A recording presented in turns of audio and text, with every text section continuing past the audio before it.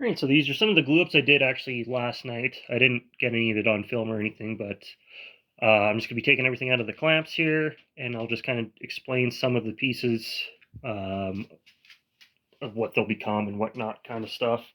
So the first one here, this little piece is going to become part of a layered bison.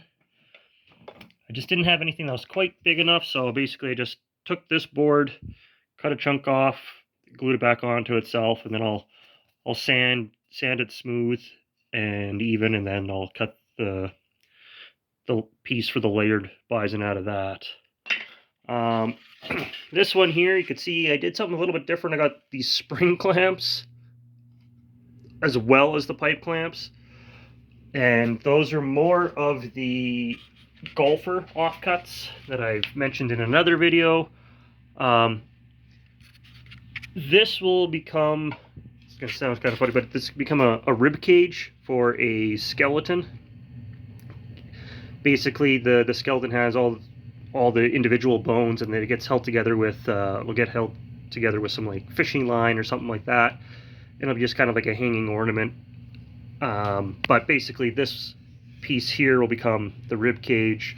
The reason I have these spring clamps on here is that as I was tightening this, it was wanting to bow out a lot, so I just put the spring clamps on to keep it flat, and then I can loosen it off here. So now I can loosen the clamp off, loosen the other one.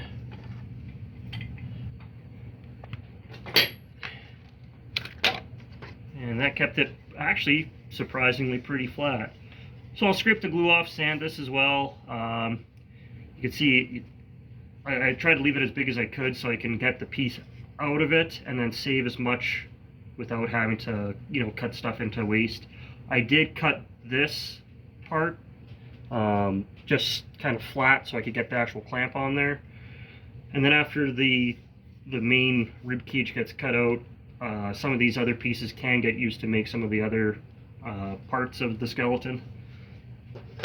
And this last one, which I'm doing out of the clamps right now, kind of see.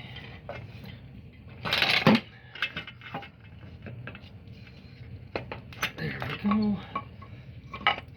This one's kind of got a funny shape. And you can see that top board's got a gouge in it. The majority of that is in the waist area anyways, but after this goes through the planer and everything like that, it's going to get planed down enough that most of that gouge isn't going to affect anything at all. This is going to become a mountain lion or puma or whatever you want to call them. And you can see here, I've mentioned this in another video about my glue ups. I got it numbered 1, 2, 3, and then I also even kind of marked which side was going to go where. So I have the Y's to the one side, the X's to the other, and then on here I have A and A, and then here is B and B. Can't really see the other B as well, and I drew the lines to line it all up, so this will fit the pattern pretty good.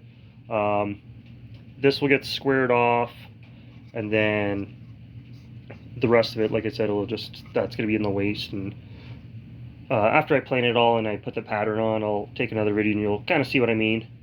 But yeah, that's just a few things that I was clamping and gluing up last night. And like I said, just, this more, I think the top piece and the bottom piece for this particular one came from the Arby's Renault that I know I've mentioned before.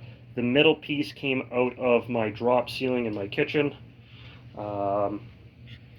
That one there was from the golfer portraits, which were salvaged from a crate, which was salvaged from IKEA bed slats. And then that little piece, wherever I put that one, there it is. This one was actually offcut of pallet wood that was the main rails of the pallet, if that makes sense. So this actually has a big nail hole in here that goes pretty much all the way through. So once this piece gets cut and I get the I believe it's the front legs for the layered bison out of this, that's pretty much gonna be it for this, just because like I said, it's got that big nail hole in it. And but yeah, it's just all salvaged wood, and gonna be a few different projects, but once it's all done, I'll like I said, I'll keep you updated and go from there.